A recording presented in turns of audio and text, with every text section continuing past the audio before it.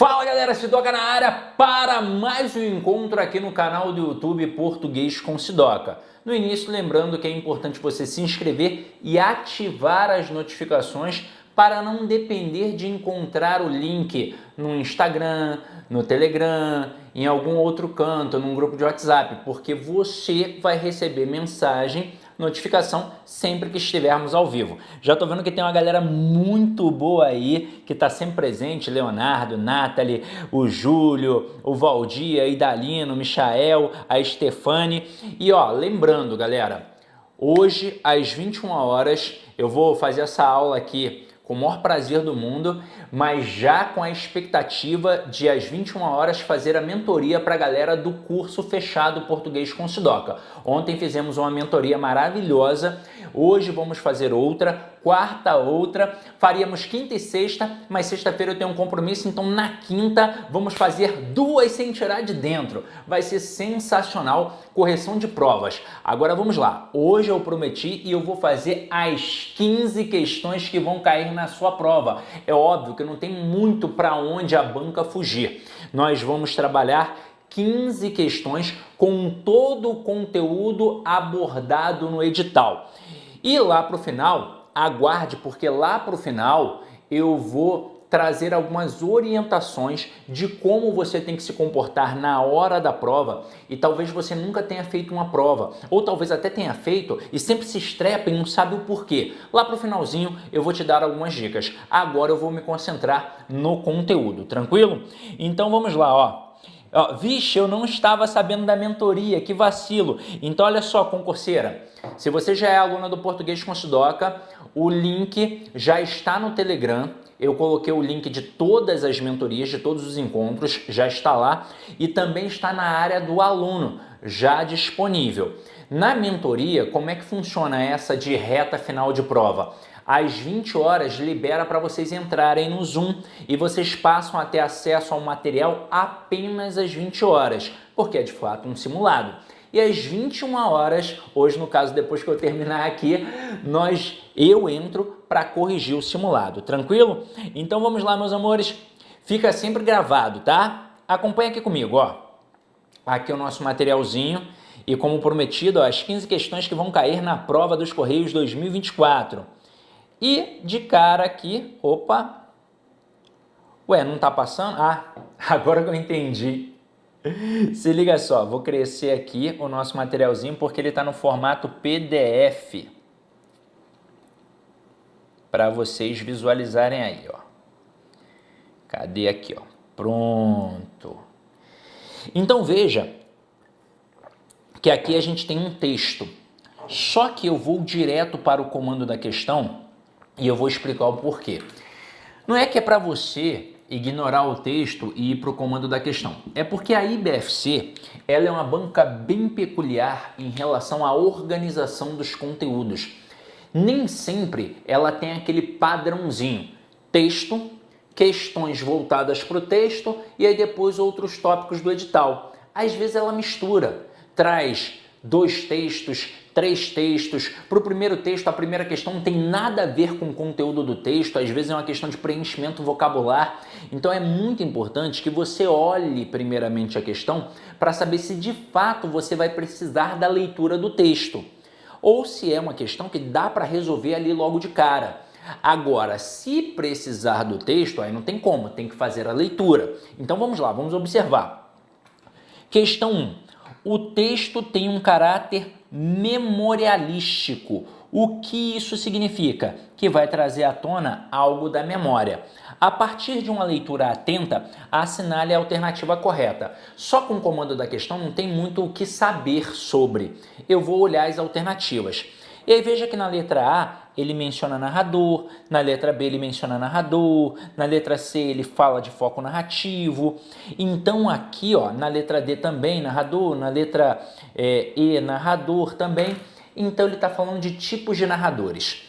Antes de entrar aqui na análise do texto, vamos falar um pouquinho sobre narrador.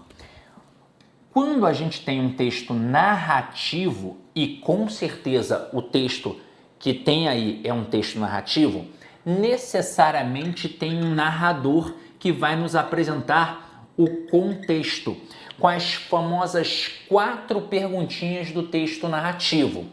Quando aconteceu, onde aconteceu, quem participou e como foi. Na escola, você vai se lembrar de que a professora dizia que no texto narrativo havia o pente, era o macetinho para identificar o texto narrativo. O que era esse pente necessariamente da professora lá da escola? O P era um P de personagem, que é o quem. O E era um E de enredo, que é o como. O N era N de narrador de fato, que é quem conta a história, quem narra a história. O T é o T de tempo, que é o quando. E o E é o E de espaço, que é o onde. Então eu tenho que ter alguém que conta a história e para que seja uma história que faça sentido, que seja plena, ele tem que mostrar quando aconteceu, onde aconteceu, quem participou daquela história e como foi. Agora, esse narrador, ele pode ou não participar da história. Se ele participar da história, o foco narrativo será em primeira pessoa, que claro, é primeira pessoa do singular, eu, ou primeira pessoa do plural, o nós. É como se eu fosse contar algo que aconteceu comigo. Então eu fui, por exemplo, a uma festa. E lá eu achei muito interessante, aconteceram coisas extraordinárias, coisas que eu nunca tinha visto. E eu resolvo te contar. Eu estou contando algo que eu experienciei, que eu vivenciei. Então, eu, neste momento, sou um narrador personagem, porque eu estou falando em primeira pessoa e eu participei da história. Só que se eu não participar, vai ser um narrador em terceira pessoa. Só que aqui não é um tipo de narrador. Nós temos 2 tipos de narradores. Eu tenho um narrador observador e eu tenho um narrador onisciente. Qual é a diferença entre esses 2 carinhas aqui? O narrador observador, ele tem um comportamento muito parecido com o narrador personagem, com a única diferença de que um participa da história e o outro não. Vai utilizar a terceira pessoa do singular, ele e ela, ou do plural, eles e elas, mas vai se preocupar com os fatos, até porque são 2 narradores que não sabem tudo, por exemplo. Eles sabem o que está acontecendo ali, os fatos, o que eles viram. No caso do personagem, ele nem vê tudo, ele vê só onde ele está. O observador ainda vê um pouco mais, mas a preocupação é com as ações. Agora, o narrador onisciente, como diz o próprio nome, ele sabe tudo. E se ele sabe tudo, ele não conta só os fatos, ele vai além. Ele faz alusão ao passado e ao futuro da história, com qual objetivo? Traçar relações de causa e consequência. É muito importante essa dinâmica da causa e da consequência. A causa é a origem de um processo e a consequência é o que decorre a partir disso. Então a causa vem primeiro e a consequência vem depois, mas não é estruturalmente falando, é semanticamente falando. Então a causa vem primeiro, a consequência vem depois. E aí nessa narrativa, o que está acontecendo no presente, obviamente teve uma motivação que aconteceu lá no passado. E talvez o que eu esteja fazendo aqui no presente pode trazer um efeito, uma consequência lá no futuro. E o narrador, ele sabe o que aconteceu e ele sabe o que vai acontecer, porque ele sabe tudo. É como se ele fosse o Deus da história. E ele adentra no pensamento dos personagens. Ele consegue até transmitir o que os personagens pensam. E agora, Sidoca, o que eu vou fazer? Ora, eu vou ler o texto, primeiramente para identificar se tem pistas de primeira pessoa, e aí eu já vou matar que é narrador personagem. E se forem pistas apenas de terceira pessoa, eu vou ter que ver como é que é aquela história. Se foi só o fato contado, narrado, ou se ainda fez alusão a passado e a futuro do personagem, se transmitiu o pensamento do personagem, para eu definir se é um narrador onisciente ou não, se é só um narrador observador. Então vamos ler o texto, ó. Vamos para o texto, meus amores. A passagem por... E detalhe, é um texto do Chico Buarque, tá? Budapeste. A passagem por Budapeste se dissipara no meu cérebro. Quando a recordava, era como um rápido acidente, um fotograma que trepidasse na fita da memória. Um lance ilusório, talvez, que me dispensei de referir a Wanda ou a quem quer que fosse. É verdade que a Wanda tão pouco se preocupava em saber que grandes escritores eram esses que eu encontrava todo ano, em congressos que ninguém noticiava. Talvez se defendesse de fantasiar aventuras do marido mundo afora, poetisas, dramaturgas, antropólogas que me fizessem perder o juízo e o avião de volta. Afinal, é Chico Buarque. Portanto, seria estúpido relatar sem convicção a uma Wanda que não queria ouvir a minha madrugada solitária de Budapeste. E hoje, aquela Budapeste estaria morta e sepultada se não fosse o menino levantá-la do meu sonho. Uma tentativa de se aproximar do pai. Então esse menino é o filho do Chico Buarque e a Wanda é a esposa do Chico Buarque. Compreendi logo mais que eu a rechaçara com uma brutalidade inexplicável. Às 6h30 em ponto das manhãs seguintes, quando mãe e filho acordavam com o despertador, me obriguei a também me pôr de pé.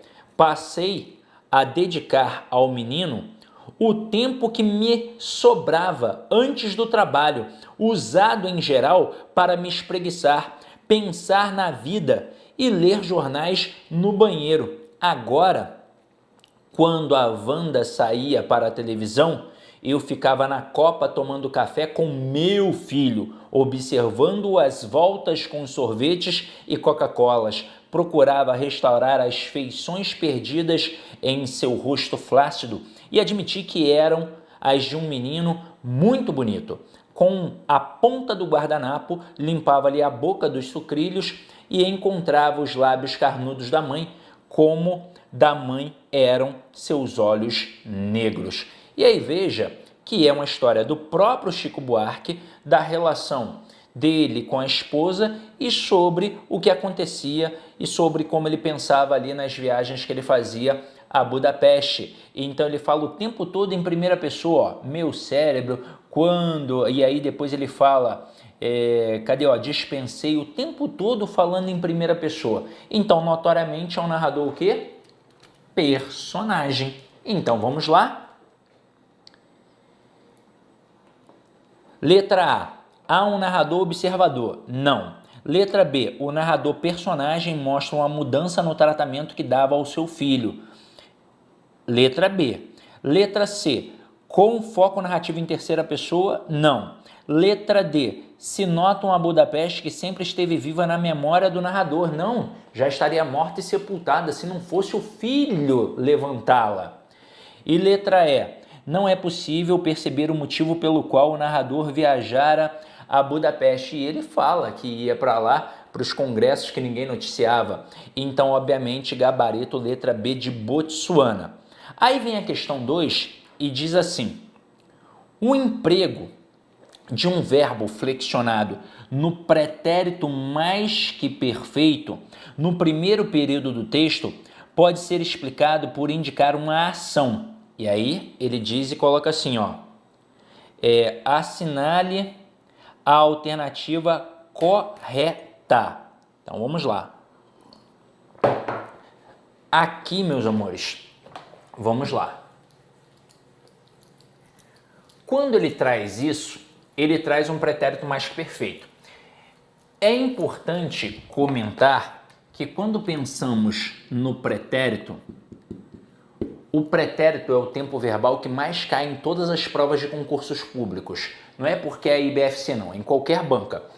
E o motivo original é que nós temos uma ramificação maior. Eu tenho o pretérito perfeito, eu tenho o pretérito imperfeito e eu tenho o pretérito mais que perfeito. Então, ó, com muita atenção agora. para não dispersar. Isso é o principal motivo, mas existe um segundo principal motivo também, um segundo motivo. Por incrível que pareça, o avaliador tem certeza absoluta que a maioria dos concurseiros não faz a menor ideia da diferença de pretérito perfeito para imperfeito para mais que perfeito. Talvez seja o seu caso, mas deixe-me te falar, é bem tranquilo na verdade. Basta saber o que significa a palavra perfeito. E a palavra perfeito significa completo. Quando o médico diz para a mãe, seu filho nasceu perfeito, ele quis dizer que aquela criança nasceu completa, com bracinho, com perninha, com orelhinha, com boquinha, com olhinho, com cabelinho, com tudo isso, porque não falta nada nela. Ela não é imperfeita, ela é perfeita porque ela é completa. Então dizer que é um pretérito perfeito é dizer que é um passado completamente realizado, extinto, terminado. Como assim? Você me pergunta, Sidney, o que você fez ontem? Eu digo, ontem eu joguei bola. Joguei bola é passado, não é? E não já acabou? Já acabou. Então, passado completamente realizado. De vez em quando, algumas bancas dizem que é um passado acabado. Agora, e o pretérito imperfeito? Esse prefixo in, ele vem para negar essa completude. E aí vai indicar uma continuidade. Como assim? Você me pergunta, Sidoca, o que você fazia quando era jovem? Aí eu digo assim, eu jogava bola com os meus amigos na igreja, na quadra da igreja. Jogava bola. Beleza, jogava. É passado, não é? Mas eu fiz só uma vez? Eu joguei só uma vez com os meus amigos? Não, eu joguei várias e várias vezes. Então, o pretérito imperfeito, ele é um tempo verbal no passado que indica um processo rotineiro, habitual ou contínuo. Só que ele também pode indicar uma ação não finalizada imediatamente. Como assim? Eu digo, Maria cortava legumes para fazer uma maionese quando a campainha tocou. Pela lógica, o que a Maria fez? Ela parou de cortar os legumes, foi atender a porta, viu quem era e depois voltou para quê? Para cortar os legumes. Essa é a lógica. Mas e se a Maria foi sequestrada e ela nunca mais voltou? Eu não estou falando de todas as fantasias possíveis, eu estou falando de uma lógica verossímil. Então, numa lógica, em algo natural, a Maria parou de cortar os legumes, foi atender a porta e, obviamente, depois ela voltou para cortar os legumes. Ela não vou mais cortar, cansei, tocar a campainha, fiquei estressada, não corto mais. Não, ela voltou, caramba, para cortar. Então, quando a gente diz que a Maria cortava legumes quando tocou a campainha, é porque essa ação que ela executava foi interrompida.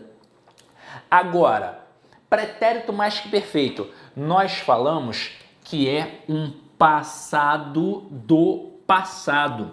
Porque lá na gramática diz que é uma ação no passado anterior a outra ação também no passado.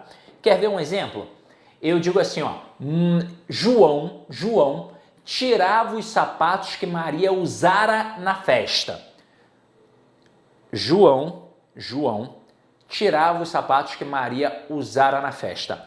Nessa linha narrativa, o que aconteceu primeiro? Primeiro Maria usou ou primeiro João tirou? Ora, pela lógica, primeiro Maria usou para que depois o João pudesse tirar. Então, o pretérito mais que perfeito, ele é um tempo verbal no passado, anterior a outro tempo também no passado.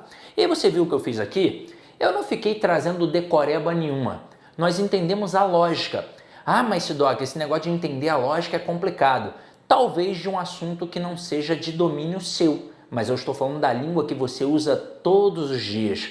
Você a domina. Talvez você não saiba ou não queira aceitar, mas ela está aí, dentro da tua cacholinha. Eu só vou, fazer você relembrar aquilo que você já sabe. Então, com isso, eu nem precisaria voltar ao texto, mas vamos lá. Quando ele diz, a passagem por Budapeste se dissipara, aqui está o pretérito mais que perfeito, no meu cérebro, quando a recordava, era como um rápido acidente. Então, o que a gente tem aqui? Um pretérito mais que perfeito, que é um tempo verbal no passado, anterior a outro tempo também no passado. E com isso, gabarito, letra E. passada anterior à outra também passada. Agora vamos para a próxima. Considere a passagem seguinte para responder à questão. É verdade que a Wanda tão pouco se preocupava em saber que grandes escritores eram esses que eu encontrava todo ano. A oração que a Wanda tão pouco se preocupava, e aí vamos destacar aqui no texto, tá aqui, ó, que a Wanda tão pouco se preocupava, exerce no período em que se encontra a seguinte função sintática: assinale a alternativa correta. Então vamos lá. Muito provavelmente você já percebeu que é uma oração subordinada e é só por isso que ela exerce uma função sintática e a banca perguntou aqui. Se fossem orações coordenadas, nem teria função sintática, pois o que são orações coordenadas? São orações equiparadas, no mesmo plano, não há hierarquia, ou seja, não tem quem manda e quem obedece, e por isso elas são independentes sintaticamente. Uma não exerce função sintática em relação à outra. Mas quando falamos de subordinação, olha como é que o termo é militarizado. Existe quem manda e quem obedece. E aí nessa dinâmica das orações, haverá a oração principal aqui em cima e a oração subordinada aqui embaixo, dependendo da principal para poder fazer sentido. Quando nós temos um que encabeçando as orações, pode ter certeza que ele é muito importante. Pode ter certeza, tá? Você vai ver que aqui ele só fala de função sintática. Então ele está falando das orações subordinadas. E o que? Ele pode encabeçar a oração subordinada substantiva, ele pode encabeçar a oração subordinada adjetiva e ele pode encabeçar a oração subordinada adverbial.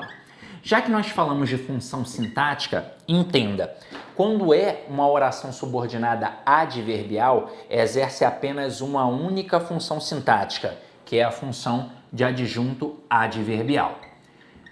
Quando é uma oração subordinada adjetiva, exerce apenas uma única função sintática, que é de adjunto adnominal. E quando é uma oração subordinada substantiva, pode, de acordo com a gramática normativa, exercer até 6 funções sintáticas: função de sujeito, função de objeto direto, função de objeto indireto, função de complemento nominal, função de aposto e função de predicativo. Agora, como é que eu identifico quem é o que vai encabeçar cada oração? Pela sua função morfológica. O que encabeça a oração subordinada substantiva é uma conjunção integrante. O que encabeça a oração subordinada adjetiva é um pronome relativo. E o que encabeça a oração subordinada adverbial é uma conjunção subordinativa adverbial consecutiva. Aqui, qual é a de mais fácil identificação? A conjunção subordinativa adverbial consecutiva. Porque na oração anterior haverá um intensificador. Então, se eu disser assim, por exemplo, ó, a Kelly está aqui. Vou usar a Kelly como exemplo.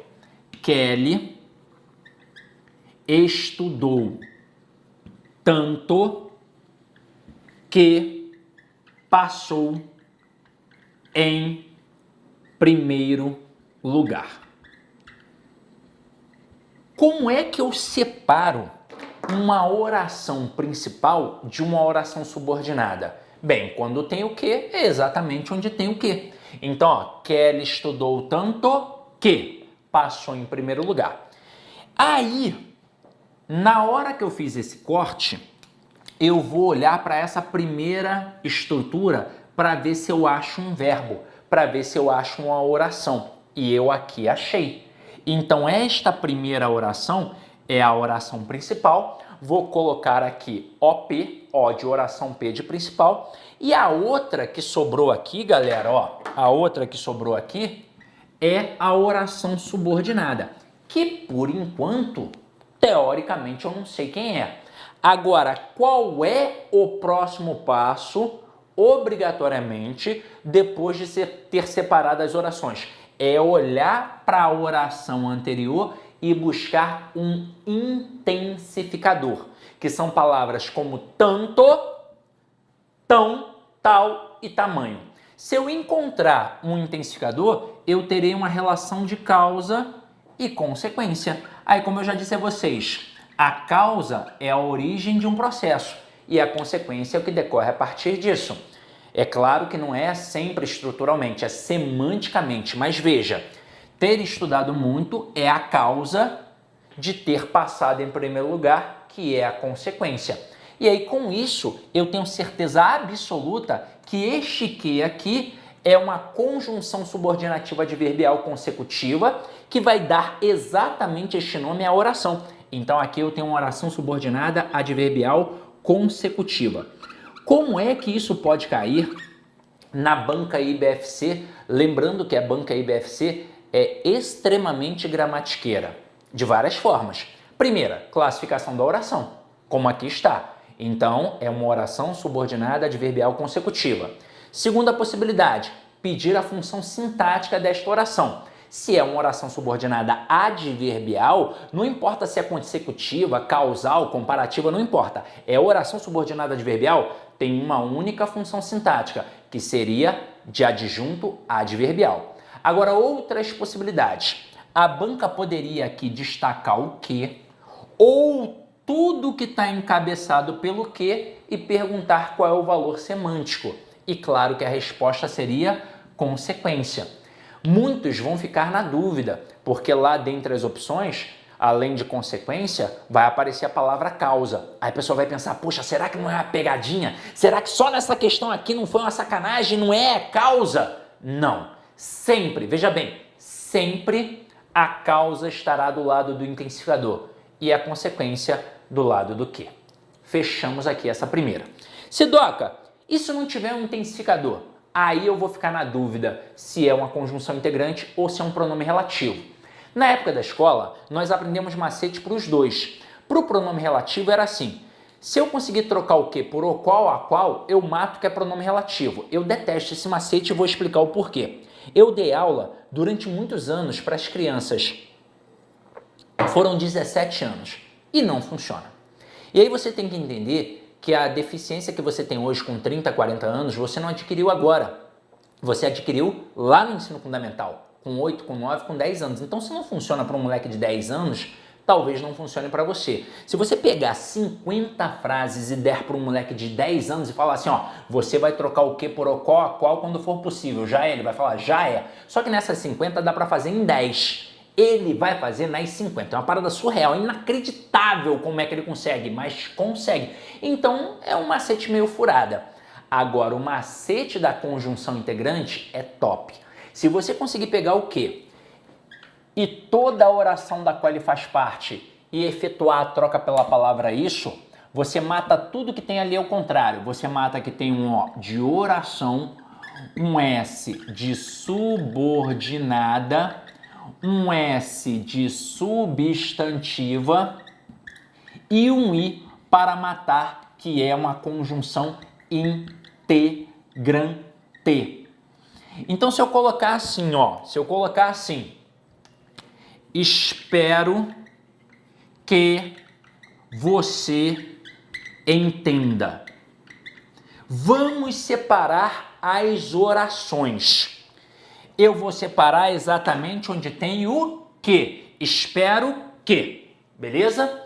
Vou olhar a estrutura que está antes do que. Tem verbo aqui? Tem. Então é a oração principal. E esta que foi encabeçada pelo que vai ser a oração subordinada que, teoricamente, por enquanto, eu não sei quem é. Agora, qual é o próximo passo? Obrigatoriamente, buscar um intensificador na oração anterior. Palavras como tanto, tão, tal e tamanho. Encontrei? Não. Então não é consecutiva. Então este que ou é pronome relativo ou é conjunção integrante. Esse que, por um acaso, está fazendo referência a um termo anterior, porque é isso que o pronome relativo faz. Não, não está. Sidoca, sei lá se está fazendo, se não está fazendo, tô nervoso, minha primeira prova, e aí? E aí você vai fazer o macete do isso.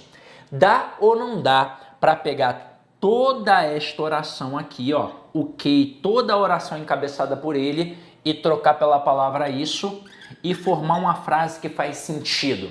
Faz ou não faz sentido dizer espero isso? Claro que faz. Então eu matei que aqui existe uma oração subordinada substantiva encabeçada por uma conjunção integrante. Só que diferentemente da oração subordinada adverbial, que só tem uma função sintática, que é a de adjunta adverbial, a oração subordinada substantiva tem 6 possíveis funções sintáticas. E aí como é que eu faço para saber? É simples. Eu vejo a quem a oração subordinada está ligada em relação à oração principal. E aí veja que ela está ligada à forma verbal espero, ou seja, ao verbo esperar. E nesse contexto, quem espera, espera alguma coisa. É, portanto, um verbo transitivo direto, que pede o quê? Um objeto direto. Aí o nome da oração é enorme e assustador, eu entendo. É uma oração subordinada, substantiva, objetiva, direta. Mas no fim das contas é apenas um objeto direto que por um acaso tem oração, tanto que eu posso chamar de objeto direto oracional. Mas vamos recapitular. Por que é uma oração? Porque tem verbo. Por que é subordinada? Porque depende da principal. Por que é substantiva? Porque está na posição de um substantivo, tanto que pode ser substituída por um substantivo. E por que objetiva direta? Porque exerce a função sintática de objeto direto. Aproveitando esse ensejo, a banca IBFC, assim como diversas outras bancas, gostam dessa estrutura que completa o verbo. Então preste atenção, se a banca destacar um termo, pode ser oracional ou não, e disser que aquele termo completa o sentido do verbo, ou então complementa o sentido de um verbo, ou então simplesmente funciona como complemento verbal, a banca está com certeza falando de um objeto, seja ele direto ou indireto. Então, na tua prova, a banca poderia pegar essa oração subordinada aqui e dizer que ela complementa ou completa o sentido da forma verbal espero? Sim.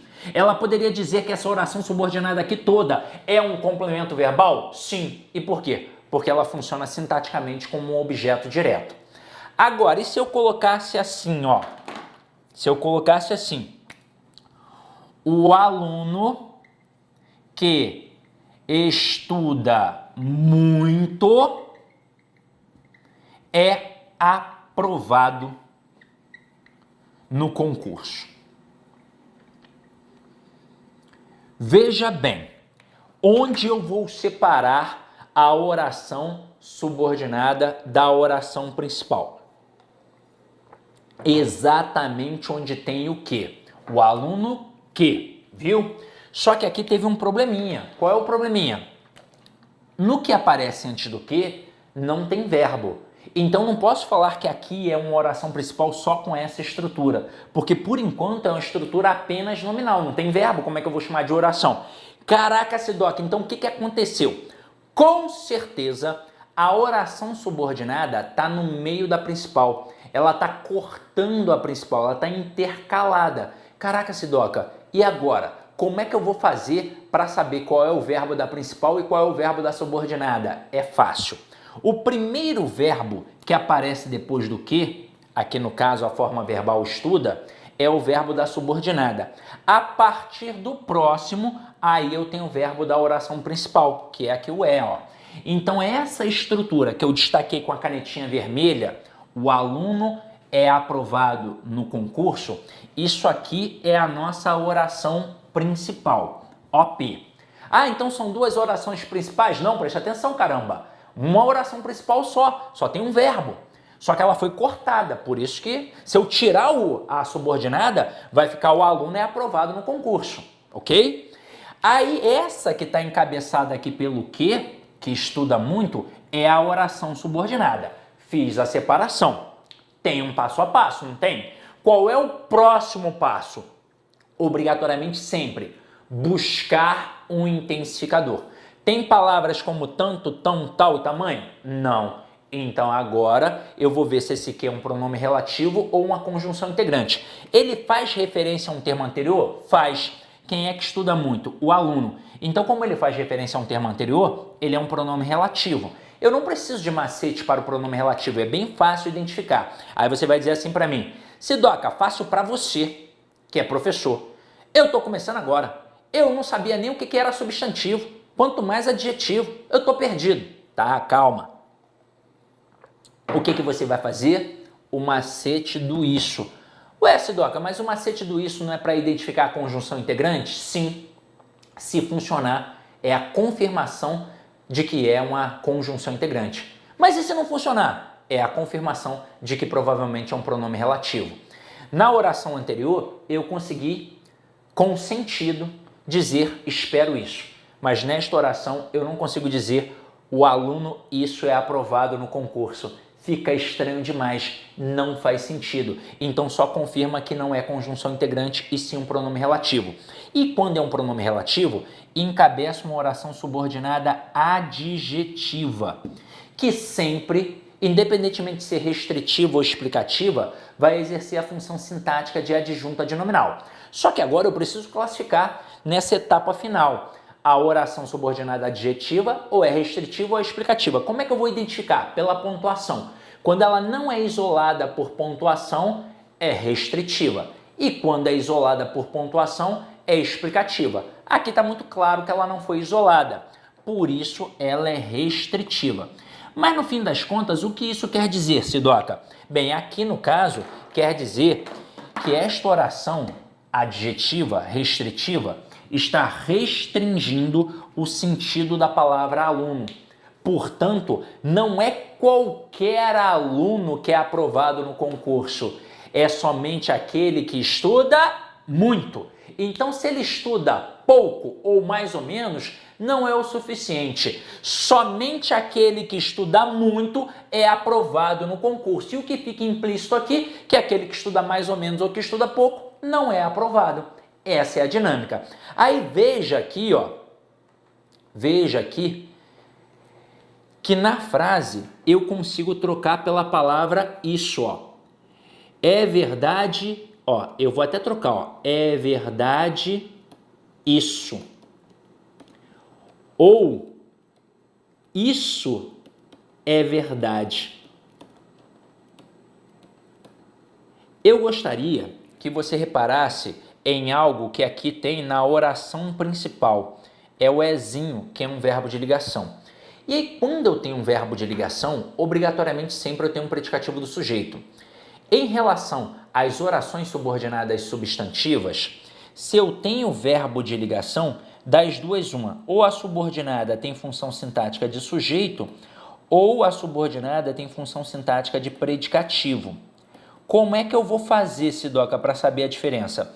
Pela ordem natural da frase. Primeiro vem sujeito, depois vem o verbo de ligação, depois vem quem? O predicativo do sujeito. Só que aí é o seguinte, olha esse bizu que eu vou te passar aqui agora, ó. Olha esse bizu aqui, ó. Depois do verbo de ligação, imediatamente vem o predicativo do sujeito. Olha para as sentenças que eu fiz aqui, ó. 1 e 2. É verdade isso e isso é verdade. Quem nas duas frases está imediatamente à direita do verbo de ligação? A palavra verdade. Eu posso pegar esse sujeito, como aconteceu aqui na frase 1, e jogar para a direita do verbo. Só que ele não estará imediatamente à direita. Imediatamente à direita sempre estará o predicativo. Então significa que nas duas formas que eu criei aqui, a palavra isso assume a função sintática de sujeito, que é o nosso gabarito. Então esta oração aqui é a famosa oração subordinada substantiva subjetiva, que é aquela que exerce função sintática de sujeito. E aí só recapitulando mais uma vez, colocando aqui para você na tela.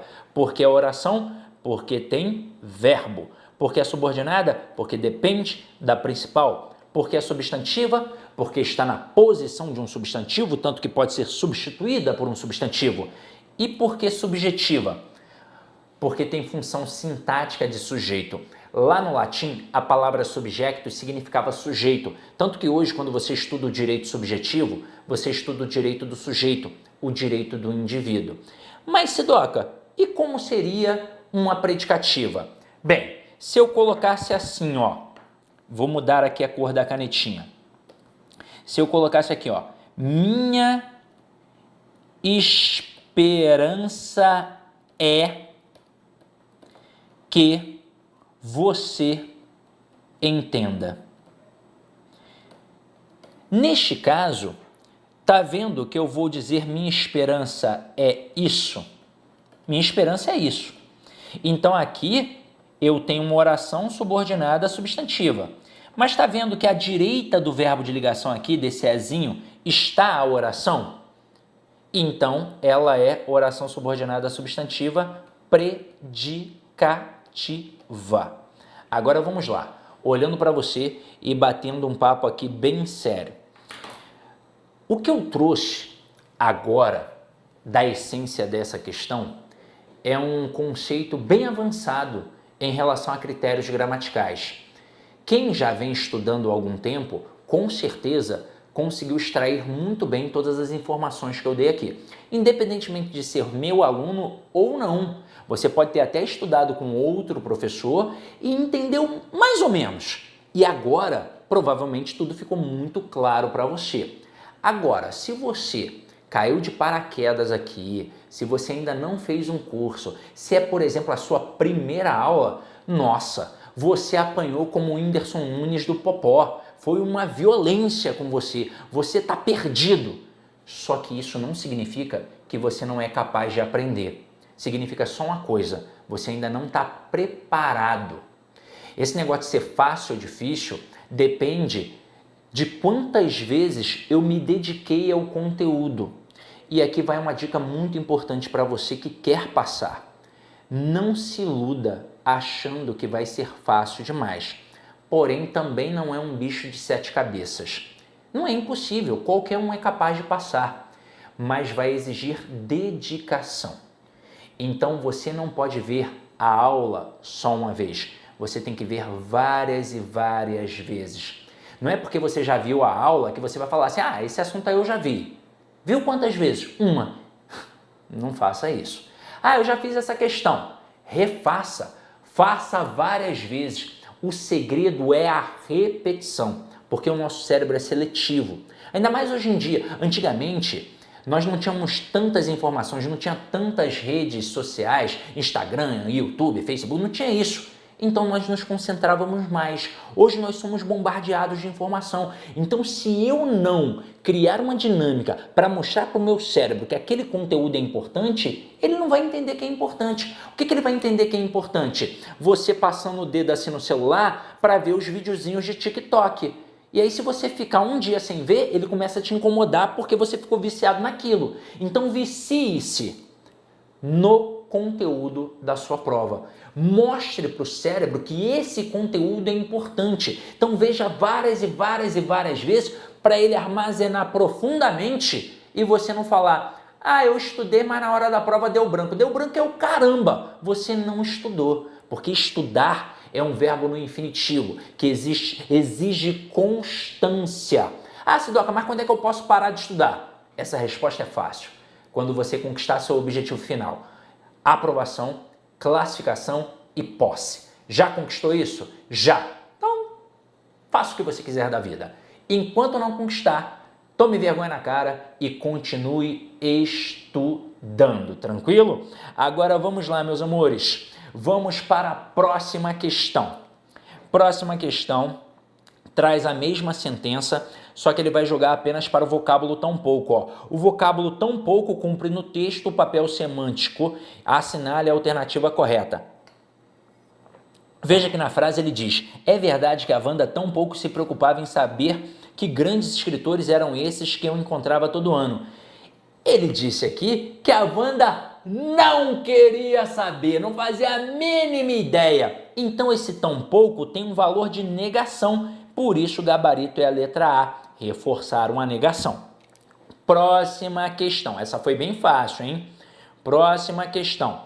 O acento grave foi empregado corretamente em observando as voltas com os sorvetes e Coca-Colas. Dentre as frases abaixo, assinale a que apresenta erro nesse emprego. Nessa crase aqui, sabe o que nós temos? Uma crase com a expressão adverbial de que participa uma palavra feminina. Quando a gente olha para as estruturas, claramente dá para perceber que o erro se encontra na letra B, porque ele coloca assim, ó, todas farão jus a uma grande recompensa. Esse acento grave, indicativo do fenômeno da crase, é para mostrar que tem uma preposição e um artigo definido. O vocábulo uma é um artigo indefinido. A verdade é que diante do vocábulo uma, eu só tenho crase em uma situação, que é quando tem hora especificada. Então, se eu disser cheguei às 2 horas da tarde, tem crase. E se eu disser cheguei a 1 hora da tarde, tem crase também do mesmo jeito. Agora, se esse uma for um artigo indefinido, como foi aqui o caso, ou um pronome indefinido, não tem crase de jeito nenhum. O a que vai entrar diante dele é apenas uma preposição. E se você quiser fazer um teste, troca uma recompensa, aliás, uma grande recompensa, por um grande benefício. Por um grande benefício. Como é que vai ficar? Todas farão jus a um grande benefício. Eu não coloquei o ao, eu coloquei o a, apenas a preposição. Então aqui não tem crase e é o nosso gabarito. Em todas as outras tem crase. Sua frequência às aulas é muito irregular. Troca aulas por cursos. Sua frequência aos cursos é muito irregular. Letra C. Os candidatos chegaram a 1 hora e saíram às 3. Nós temos horas especificadas. Tem crase e está certinho. Letra D. Dirija-se àquela próxima sala por gentileza. Quem se dirige a algum lugar. O verbo exigiu a preposição a. E o pronome aquela é um pronome que admite crase. Os pronomes demonstrativos aquele, aqueles, aquela, aquelas e aquilo tem crase. Basta algum termo pedir a preposição a, e foi o que aconteceu aqui, e vai fazer fusão com azinho do aquela. E na letra E, a semelhança do que foi ensinado, redigimos. Esse a semelhança de é uma locução prepositiva, que é uma regra específica da crase, que foge daquele padrão da regra geral, em que o termo anterior exige a preposição a e o termo posterior admite o artigo a. É uma regra que dentro do meu curso, por exemplo, na aula de crase, você vê no terceiro tópico as expressões adverbiais, as locuções conjuntivas e as locuções prepositivas de que participam palavras femininas tem crase e foi o que aconteceu aqui na letra E. Então, gabarito letra B de Botsuana, um país que tem na África, pode pesquisar. E até aí, meus amores, todo mundo conseguindo acompanhar? E aí?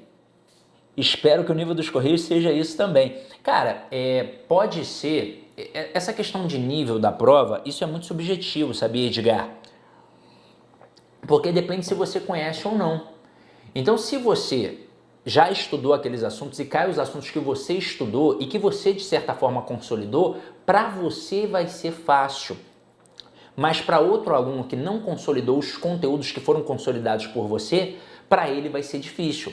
Só que aí, nesse caso, você deu sorte, ele deu azar. Mas pode acontecer o contrário também. Pode cair na tua prova assuntos com os quais você ainda não tem tanta familiaridade. E aí para você vai ser difícil e para ele que talvez tenha consolidado vai ser fácil. Então nesse critério é subjetivo. É por isso que no cenário da língua portuguesa, para eu não correr esse risco, eu tenho que estudar tudo, eu tenho que fazer um curso completo, porque tudo na língua portuguesa está interligado. Por exemplo, eu já dei aulas no YouTube para o concurso dos Correios, em que caíram questões de figuras de linguagem. E eu vi muitos alunos comentando assim, mas não tem figuras de linguagem no edital. Não significa que não caia na tua prova, porque lá tem compreensão e interpretação de textos. E a figura de linguagem é um assunto que está interligado à interpretação. Quando nós pensamos em interpretação para valer, nós temos que estudar vários conteúdos que estão relacionados à interpretação, denotação e conotação, funções da linguagem, figuras de linguagem, intertextualidade, texto verbal e texto não verbal, coesão textual, tipologia textual, gêneros textuais. Só que o marinheiro de primeira viagem, e isso vai acontecer muito nesse concurso dos Correios, ele não quer estudar tudo que tem num curso. Por quê? Porque ele não viu escrito no edital. E ele não teve uma orientação. E se alguém falar, talvez ele não acredite. Se eu falar para ele que ele tem que estudar tudo que está dentro de um curso, ele não vai acreditar. Sabe por quê? Porque vai aparecer algum desses caras que gostam de fazer vídeos de TikTok na internet com dicas bem furadas, os coaches, e vão falar assim, ó, nem estude tudo que está no edital, estude só os 3 principais tópicos, os 5 principais tópicos. Aí o cara que escuta isso, ele não está com a menor vontade de estudar, aí ele pensa, isso é a verdade, é isso, pô, para que eu vou estudar tudo? Eu vou estudar só os 5 principais tópicos, e é por isso que ele nunca passa. Por exemplo, a gente acabou de fazer uma questão de crase e eu parti do pressuposto que vocês dominavam o conteúdo, por isso que eu fiz até de forma bem objetiva.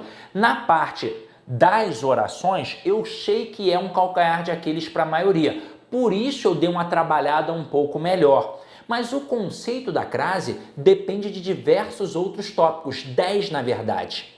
Quando o cara vê uma aula solta no YouTube de crase, ele fica sem entender muita coisa, porque ele tem que saber o que é uma preposição, o que é um artigo, o que é um verbo, o que é um substantivo, o que é um pronome. Ele tem que dominar a transitividade verbal, regência nominal, a análise sintática e a análise semântica para entender a crase como um todo. E aí, por isso que não dá para estudar de forma solta, que tem que ter uma sequência lógica, tem que estudar do básico ao avançado. Quando eu falo básico, eu não falo básico de fácil e avançado de difícil, é básico de base, na língua portuguesa é morfologia e fonologia, intermediário é análise morfossintática e avançado é a parte textual. Se você ainda não estuda, busque ali depois o curso completo Português com Shidoka, porque ele é o único no Brasil que trabalha os 3 pilares do conhecimento dentro de cada assunto. Teoria para te tirar da escuridão gramatical, exercício de fixação para massificar o conhecimento e questões de prova dentro de cada assunto. Como eu tenho vários alunos com dislexia, com déficit de atenção, que estão há 15, 20 anos sem pisar numa sala de aula e com dificuldade de se concentrar, eu criei blocos de aula de 15 minutos. Não é que a aula de crase tenha 15 minutos, ela tem provavelmente umas 3 horas, mas eu divido em blocos de 15 minutos. Fica gostosinho o formato Netflix, porque você não se desconcentra. É muito objetivo e não é cortado assim solto. Tem uma sequência de início, meio e fim de conexão. É muito melhor do que muitas séries ali na Netflix. É bem gostosinho. Fora que ele tem diversos bônus. Ele, além de gramática e interpretação, tem redação oficial, redação discursiva, livro digital completo para você fazer pesquisa, fora as mentorias ao vivo pelo Zoom. Uma vez no mês, pelo menos, garantida, baseada em simulados e orientações pedagógicas, e até 5 na semana da prova. Por exemplo, nós vamos fazer 5 para o concurso dos Correios. Hoje nós teremos a segunda, é sempre na semana da prova. Por que na semana da prova? Para massificar a memória curta, para não dar o branco. Por que 5 e não uma? Eu poderia fazer uma. Por que eu faço 5? Porque se você fizer a primeira e se arrebentar, tua autoestima vai lá embaixo, vai no pé. E aí você vai fazer uma prova ruim. Mas se eu fizer 5, dá tempo de você se recuperar, porque você vai começar a perceber que existe um padrão nas questões e um padrão nos conteúdos. E aí, lá pela terceira mentoria, você já evoluiu, já recuperou tua autoestima.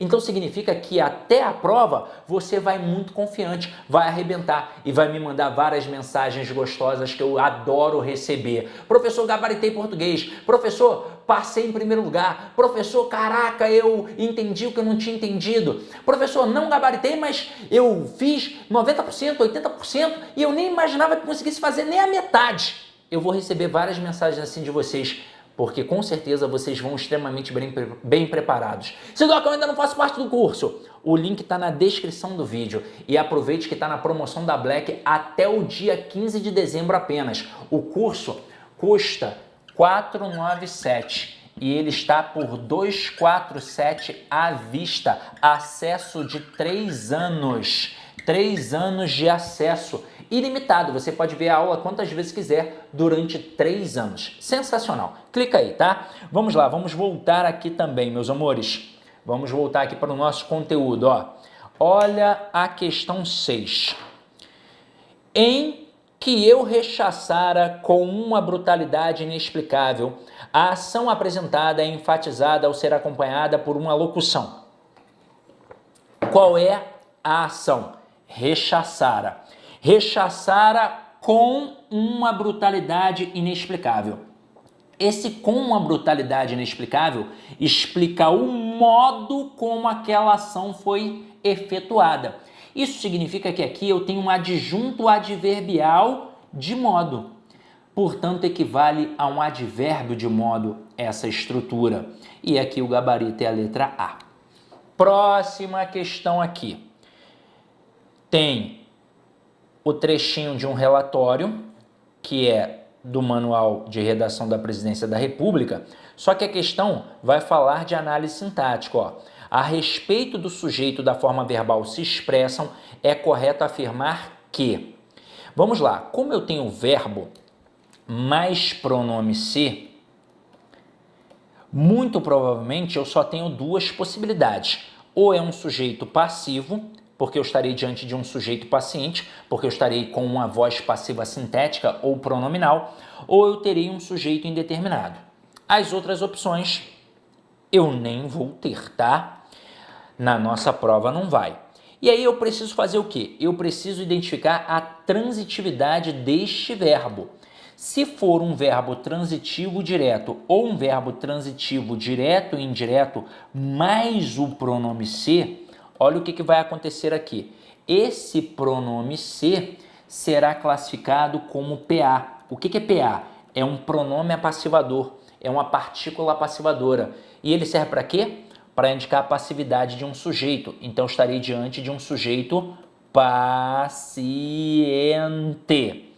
Mas e se forem outros verbos? Vamos lá. Se for um verbo transitivo indireto, um verbo intransitivo e um verbo de ligação, normalmente para quê? Mas existe em raras situações o verbo transitivo direto mais o objeto direto preposicionado mais o pronome se. Eu sei, nessa hora você pensa, isso não é de Deus. Mas calma que daqui a pouco eu vou te contar um segredinho.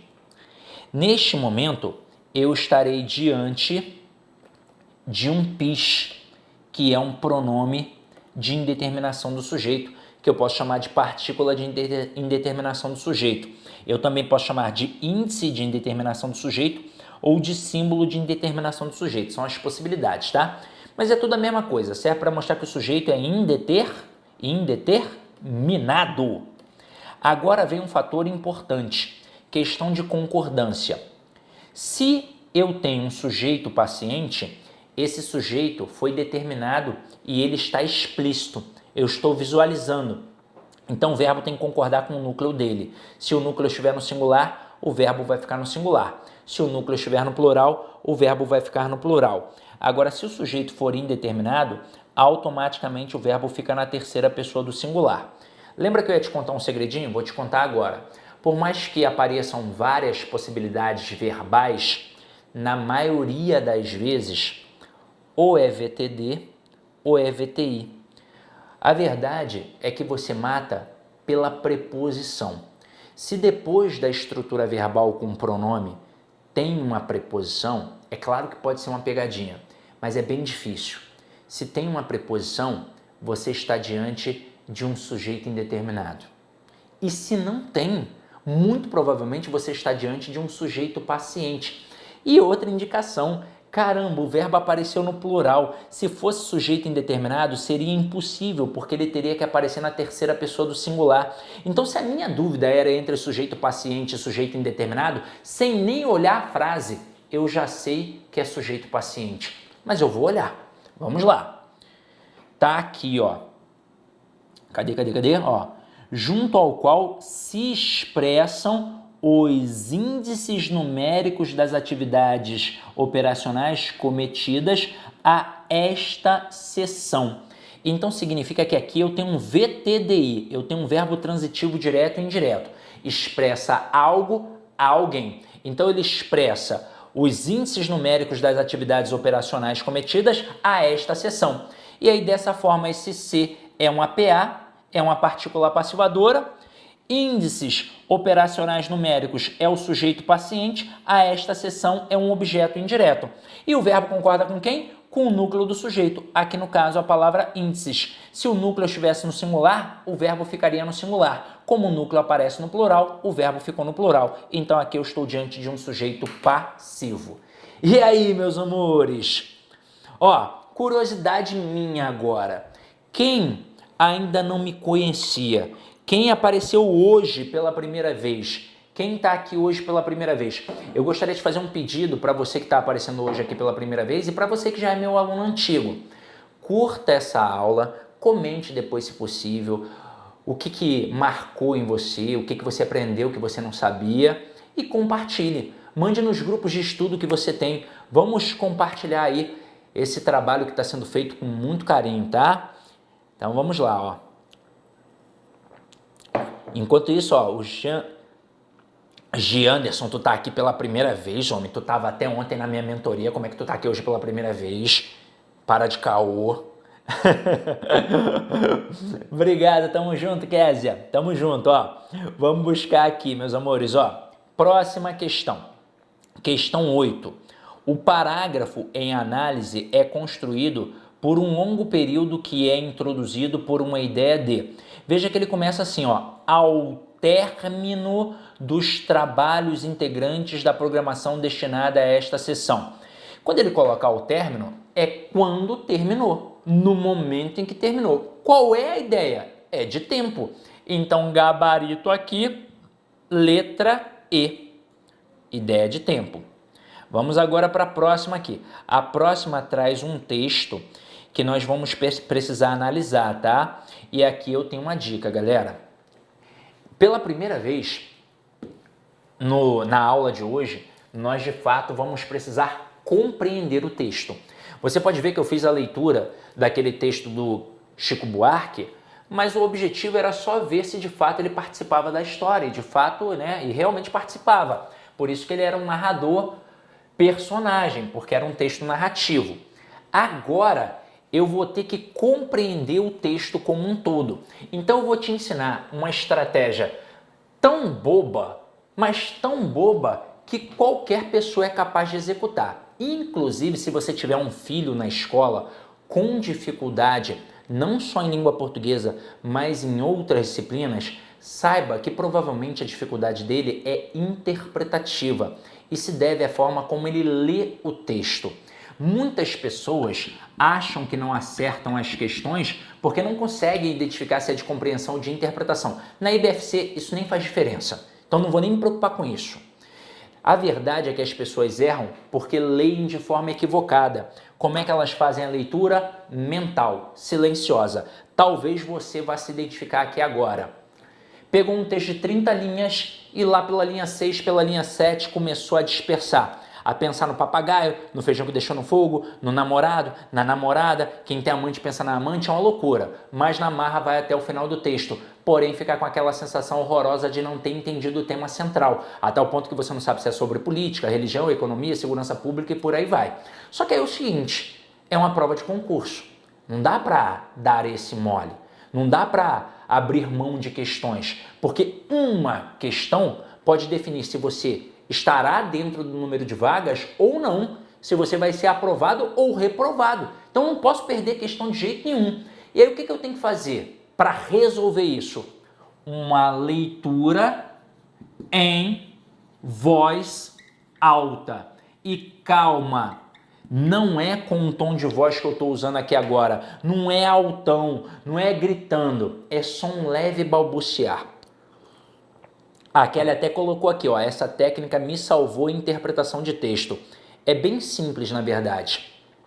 Eu não sei se você sabe, você que é novo aqui, o gago ele só gagueja porque pensa muito rápido e o aparelho fonador não acompanha. Em que momento o gago não gagueja? Quando ele canta, pois na hora do canto tem as pausas e as entonações. O mesmo ocorre com a leitura. Quando eu faço leitura mental silenciosa, eu não percebo o ritmo do texto. Por isso disperso com facilidade e não compreendo como deveria compreender. Agora, quando eu faço a leitura em voz alta, lembrando que é só um leve balbuciar, o primeiro ponto positivo é: eu já leio mais devagar e com isso amplio o meu foco de atenção. Segundo, percebo as pausas e as entonações do texto. Aquelas vírgulas e aqueles pontos não estão ali à toa. Tem palavra que é para ser dita mais fortemente mesmo. E dessa forma eu vou compreender e interpretar melhor o texto. Só que eu vou melhorar essa dica. Não é para fazer isso só no texto de língua portuguesa. É para fazer isso em todos os textos da prova. E agora a cerejinha do bolo. É para fazer isso principalmente no enunciado das questões. Vários candidatos erram questão de direito não por falta de conhecimento jurídico, mas sim por falta de conhecimento linguístico. No fim das contas, o camarada não entendeu o que a questão estava perguntando. E normalmente é uma bobeira. Ele não entendeu o significado de uma palavra, o valor semântico de uma conjunção, ou pior, não prestou atenção no comando final. Certo, errado, correto, incorreto, exceto, destoa e por aí vai. Então faça essa leitura assim. Lembra que eu falei do seu filho? Talvez seu filho tenha dificuldade em matemática, mas pode ser que ele domine as 4 operações. Ele saiba somar, diminuir, multiplicar, dividir. Mas quando ele pega um problema ou uma conta um pouco mais elaborada, ele não consegue fazer. Aí tu pensa, pô, não é possível. O moleque tem a tabuada decorada e não consegue fazer isso, porque ele não consegue interpretar o que a questão está pedindo. E geralmente é coisa boba, tá? É porque ele lê mentalmente. Se ele fizer a leitura em voz alta, ele já vai compreender. Então essa dica não é só para te ajudar, é para ajudar qualquer pessoa que precise e que você saiba que está precisando. Compartilhe, tá? E é bem simples, qualquer um pode fazer. Então vamos lá. O que nos mantém vivos? Por Ricardo Viveiros. Mais um ano se inicia na vida de todos nós. Ficamos bonzinhos na época de Natal. Fizemos promessas de mudanças para 2024 e seguimos enfrentando novos e velhos problemas. É verdade que, em termos de Brasil, estamos evoluindo em diversos aspectos, no esforço concentrado para reparar danos do passado. Ao olhar com atenção além de nós, para o mundo como um todo, surge uma pergunta: o que nos mantém vivos? A fé, a esperança em dias melhores para muitas pessoas, ter saúde, responderão outras.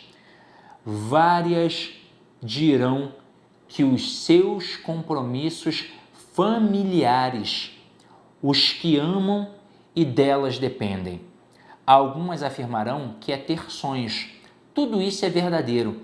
Para nos mantermos vivos, há, entretanto, outras necessidades que passam pela paz, meio ambiente, segurança alimentar, cultura, educação e, claro, o equilíbrio econômico com crescimento sustentável. Respeito é essencial. Soberania, independência, liberdade, democracia e direitos humanos. Nesse âmbito está a política, desde que assim com maiúscula. Temos visto tantos desentendimentos, incompreensões, projetos pessoais em vez de coletivos, corrupção, violência. Tudo nos faz correr o risco do mal maior, a desesperança. E aí vamos lá. Analise as afirmativas abaixo e dê valores verdadeiro ou falso. Primeira, o texto tem como único enfoque o nosso comportamento na época do Natal. Não, ficamos bonzinhos na época do Natal, mas o texto fala sobre diversas outras coisas. Na verdade, o principal é mostrar como nós podemos resolver os erros do passado. Então aqui a primeira é falsa. Depois, sobre o Brasil, o texto afirma que nosso país está evoluindo com a finalidade de se recuperar de danos já transcorridos. Sim, essa é verdadeira. Depois, paz, meio ambiente, segurança familiar, cultura, educação e equilíbrio econômico com crescimento sustentável são algumas das necessidades para a manutenção de nossa existência. Sim, ele fala tudo isso aqui, ó. Para nos mantermos vivos, além do que ele já tinha apresentado, há outras necessidades que passam pela paz, meio ambiente, segurança alimentar, cultura e por aí vai. Então, verdadeira. Depois, há um consenso sobre o que nos mantém vivos, apenas a fé. Ora, claro que não. É a fé, é a esperança, é amar os outros, é a cultura, é a segurança alimentar. Então, essa daqui é falsa.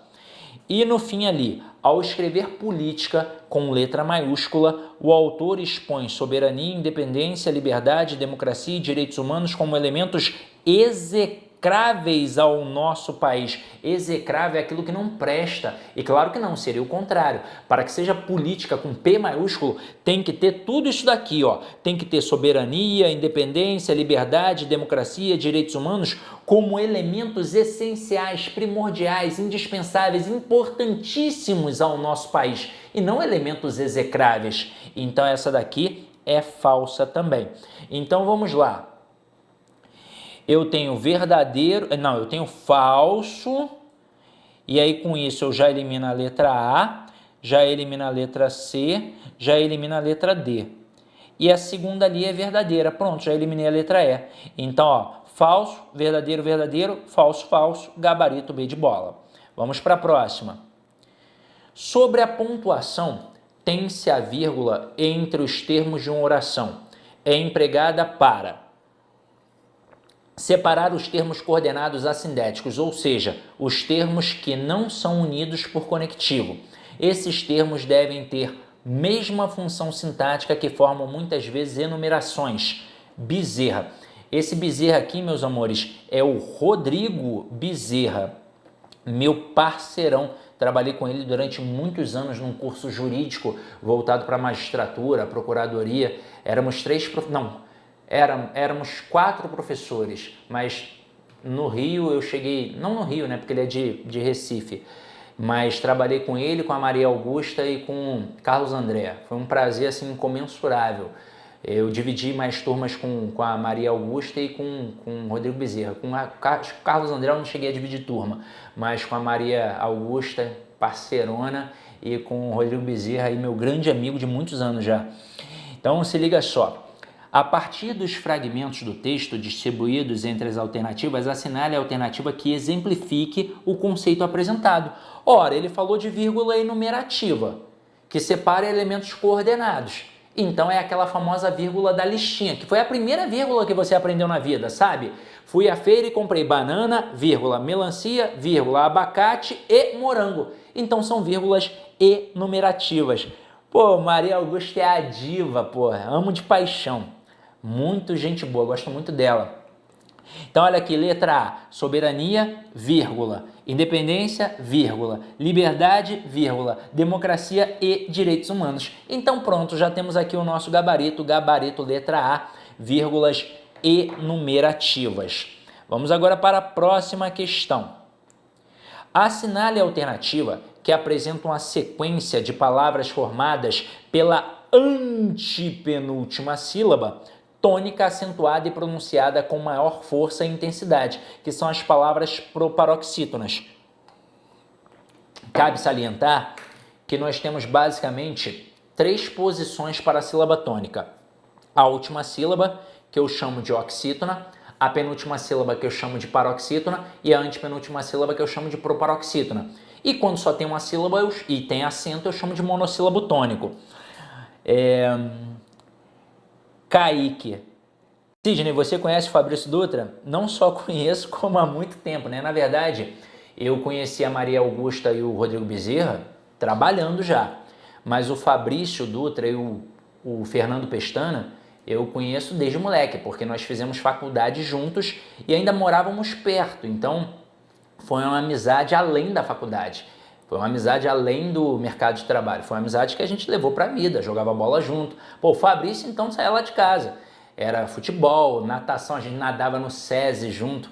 de manhãzinha, 6 horas da manhã, Jesus do céu, eu tinha muita disposição, né, quando era jovem, pelo amor de Deus. Então a gente nadava, jogava bola, ia para as festas junto, faculdade, trabalho junto o tempo inteiro, nos mesmos cursos, nos mesmos colégios. Então a gente tem uma trajetória muito parecida. Eu, Fernando Pestana e Fabrício Dutra. Agora, olha aqui, ó. Nós e fé são monossílabos tônicos. E o monossílabo tônico terminado em A, E e O, ele tem acento, tá?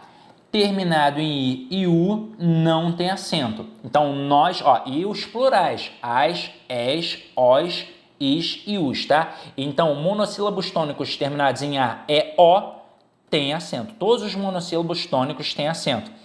E monossílabos tônicos terminados em I e U, não tem acento.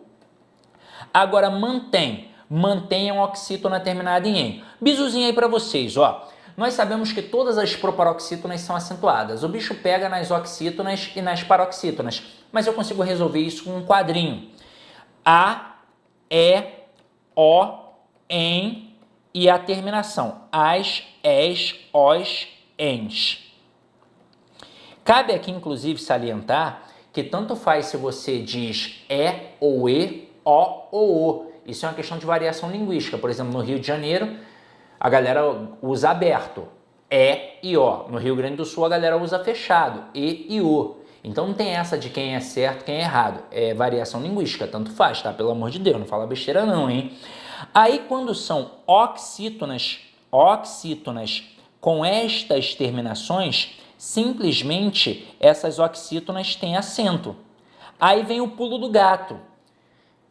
Quando são oxítonas com outras terminações, não tem acento. Então, oxítona terminada em I não tem acento. Oxítona terminada em U não tem acento. Oxítona terminada em consoante não tem acento. E aí as paroxítonas, elas funcionam de forma contrária. Então, quando são paroxítonas com estas terminações, elas não têm acento. Mas, em compensação, elas têm acento em quaisquer outros tipos de terminações. Todos os outros tipos. Então, fica aí a diquinha. Dentro do meu canal, tem aula voltada para a acentuação. Se você não faz parte ainda do curso Português com Sidoca, faça, porque a aula de acentuação gráfica dentro do curso é sensacional. Mas se você ainda não faz, está sem grana agora, sei lá, por algum motivo, veja a aula de acentuação que tem no canal aqui. Muito boa, tem muita coisa boa aí no canal do YouTube, tá? Olha aqui, ó. Então mantenha a oxítona. Então não é a mesma regra. E não é uma proparoxítona. Saúde é regra do hiato. Qual é a regra do hiato? I e U isolados na posição de segunda vogal ou acompanhadas da letra S, levam acento pela regra do hiato. Independência e violência são paroxítonas terminadas em ditongo crescente, que também podem ser consideradas proparoxítonas eventuais. Mas como tem aqui a palavra saúde, não dá nem para pensar nessa possibilidade. Letra C, econômico, proparoxítona, âmbito, proparoxítona, maiúscula, proparoxítona. Mas, Sidoca, ali não tem um hiato também? Se liga, a regra do hiato se sobrepõe à paroxítona e se sobrepõe à oxítona, mas jamais vai se sobrepor à proparoxítona. Então, aqui é o nosso gabarito. Política é proparoxítona, dirão é oxítona, equilíbrio é paroxítona terminada em ditongo crescente, que também pode ser considerada uma proparoxítona eventual. A e E são monossílabos tônicos, e educação é uma oxítona. Agora vamos para a próxima questão.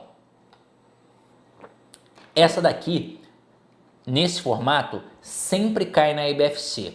Observe a oração abaixo. Respeito é essencial. Assinale a alternativa que descreva corretamente a oração, sintaticamente e ou a seus termos essenciais. E eu vou fazer pelo sistema SVC, é assim que a gente faz a análise sintática. Acha o verbo, pergunta a ele quem é o sujeito e automaticamente o resto é o complemento. Então vamos lá, tá aqui o verbo. Quem é o sujeito? Quem ou o que é essencial? O respeito. E esse verbo é um verbo de ligação. Isso significa que essencial é um predicativo do sujeito. Aí veja que na letra A ele fala de oração subordinada. Só tem um verbo. Então é uma oração principal ou período simples. Não dá para pensar em período composto, não dá para pensar em oração subordinada. Letra B. Oração formada por sujeito simples, show, e predicado nominal. Sim, por quê? Porque eu tenho verbo de ligação e predicativo do sujeito. Então, estou diante de um predicado nominal, em que o núcleo desse predicado é o nome. No caso, a palavra essencial, que é o predicativo. É o nosso gabarito.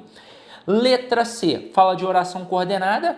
Eu só tenho uma oração. Como é que eu vou ter oração coordenada? Letra D. Oração formada por sujeito com oculto e predicado nominal. Não tem como ser sujeito oculto porque o sujeito está ali explícito. Sujeito oculto é aquele que tem, mas que eu não consigo identificar. Por exemplo, comemos o bolo. Quem foi que comeu? Nós. Isso é um sujeito oculto, que eu posso chamar também de elíptico, posso chamar também de desinencial, e a banca IBFC tem por hábito chamar de vez em quando de implícito. E na letra E, ele fala de sujeito composto. Impossível, porque sujeito simples tem apenas uma palavra como núcleo, não importa se ela se encontra no singular ou no plural. Para ser sujeito composto tem que ter duas ou mais palavras, só que eu quero fazer uma outra observação. Ele diz não há predicado. Eu posso ter oração sem sujeito e eu posso ter oração com sujeito indeterminado, mas eu jamais teria uma oração sem predicado, porque o predicado é de fato o único termo verdadeiramente indispensável à oração. Agora vamos lá para a próxima questão. Cusco. Ele pergunta assim, ó, o texto acima é predominantemente, e ele trabalha uma questão de tipologia textual. Vamos lá. Cusco, que na linguagem quechua, língua indígena local, significa umbigo do mundo. É uma pequena cidade do Peru situada no Vale Sagrado dos Incas, no alto da Cordilheira dos Andes, o local que atrai turistas de todas as partes. Está localizado em uma região de clima seco e frio, o que ajuda a preservar construções dos antigos povos incas que se misturam com prédios de estilo colonial. As ruínas de Cusco, cidade que foi nomeada pela Unesco em 1983, ano em que eu nasci, Patrimônio Cultural da Humanidade, são o que mais chamam a atenção de turistas. Vários templos, palácios e fortalezas centenárias estão espalhadas pela cidade. Os incas acreditavam que quanto mais perto do céu e do sol, mais feliz o povo seria. Por isso as casas e os vilarejos da cidade são perto das montanhas. Letra A, impossível. Texto injuntivo é aquele que traz o modo imperativo dando ordens, que a gente vai encontrar, por exemplo, numa receita culinária. Corte isso, coloque isso, pegue isso, bata isso e por aí vai. Narrativa é impossível porque necessariamente tem que ter um narrador que pode ou não participar da história, mas que vai contar uma historinha, vai apresentar personagens, quando aconteceu, onde aconteceu, vai ter todo um enredo, uma noção de início, meio e fim, e não tem isso aqui. É um texto descritivo o nosso gabarito. Pode ver que essa reportagem da Juliana Venturi descreve como é Cusco. Aí você vai falar assim, mas Sidoca, não traz uma informação também? Não poderia ser um texto expositivo / informativo? Poderíamos discutir isso, mas não tem a opção. Ele colocou dissertativo. O dissertativo é dividido em expositivo / informativo e argumentativo. A verdade é que o texto dissertativo é um texto em prosa que possui estrutura linear, obrigatoriamente com introdução, desenvolvimento e conclusão, e que pode ser expositivo, com informações neutras, que foi até o que aconteceu aqui, ou argumentativo, tentando convencer de alguma coisa. Mas não tem a opção expositivo e claramente ele usou vários adjetivos para descrever a cidade de Cusco. Então, gabarito com certeza, letra C de casa. Próxima aqui, ó. Observe o exemplo a seguir e analise a alternativa que segue o mesmo padrão de colocação pronominal. Essa questão é muito fácil, porém muitos candidatos erram por não prestar atenção no comando. Se liga só. Ter-se-ia. Como é que está o pronome aqui? No meio do verbo. É uma mesóclise. ter-se-ia sido muito importante a leitura prévia de outros, né? Não saiu, saiu outros, de outros textos sobre características essenciais para um bom profissional. Após ler um deles, esforcei-me. Veja que o pronome aqui está depois do verbo, constituindo a ênclise. Depois, ao aplicar suas orientações no trabalho e não me importei com os comentários. Esse pronome está antes do verbo, porque o não é uma palavra atrativa, constituindo a próclise. Então, meus amores, nós temos que ter uma frase com 3 pronomes e necessariamente no mesmo padrão. Primeiro, mesóclise, depois ênclise e depois próclise. Com isso, só tem a número 1 como resposta. Levar-te-ei, mesóclise. Comprei-os, ênclise. E me entrega, próclise. Mesóclise, pronome no meio do verbo, ênclise, pronome depois do verbo e próclise, pronome antes do verbo. Na número 2, só tem uma situação. E detalhe, ainda está errado, porque o pronome apareceu depois de um verbo no futuro, e eu não posso ter pronome depois do verbo no futuro. E na número 3, não tem, nem começa trabalhando a mesóclise. Então, pronto, não tem nem por que perder tempo. A número 1 é a única correta e é o nosso gabarito, letra A. Questão 15, é uma questão de, e vai cair na sua prova, é uma questão de, adivinha, redação oficial. E eu quero que você entenda que a finalidade básica da redação oficial, no manual de 2018, que é o manual mais recente, é comunicar com objetividade e máxima clareza. Isso com certeza pode ser abordado na sua prova, tá? Então a essência do texto é a clareza e a objetividade vai servir para isso, porque todo o texto deve ser entendido por qualquer cidadão. Não é só porque eu sou um professor que eu tenho que entender. Uma dona de casa que só estudou até a antiga 4ª série no interior do Ceará como a minha mãe, ela também tem que entender. Só que essa questão fala de tipos de fecho. A fim de simplificar e uniformizar os fechos para as correspondências oficiais, a Instrução Normativa 4/92 da Secretaria da Administração Federal estabelece que, observando quem é o destinatário, além de atenciosamente, pode-se usar como fecho, eu tenho 2 fechos.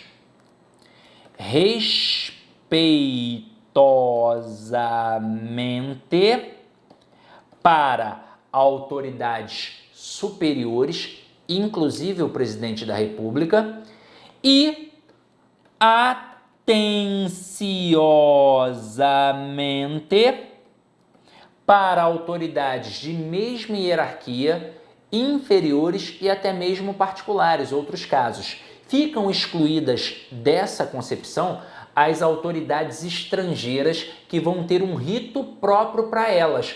Interessa saber? Não, isso aí é para a galera do Itamaraty. Basta eu saber que respeitosamente é para a hierarquia superior e atenciosamente para a mesma hierarquia ou para a hierarquia inferior. E que as autoridades estrangeiras estão excluídas disso daqui. Então...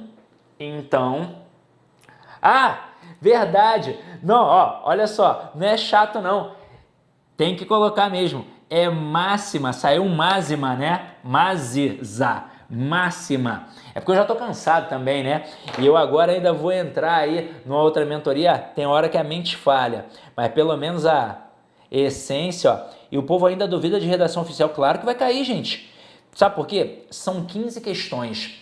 Então, das 15, você pode ter certeza, ou uma ou 2 serão voltadas para a redação oficial, tá? Uma ou 2. E aqui, meus amores, gabarito letra E. E fechando aqui, olha aqui no nosso material. Olha aqui no nosso material, vou até diminuir aqui o tamanhozinho, ó. O que a gente tem aqui, ó? A artezinha maneira aí que o Wagnerzão fez. Então, meus amores, ó, vou terminar aqui, vou demorar um pouquinho para entrar, porque o Wagner vai ajustar ali o computador para nós começarmos a nossa mentoria ao vivo pelo Zoom.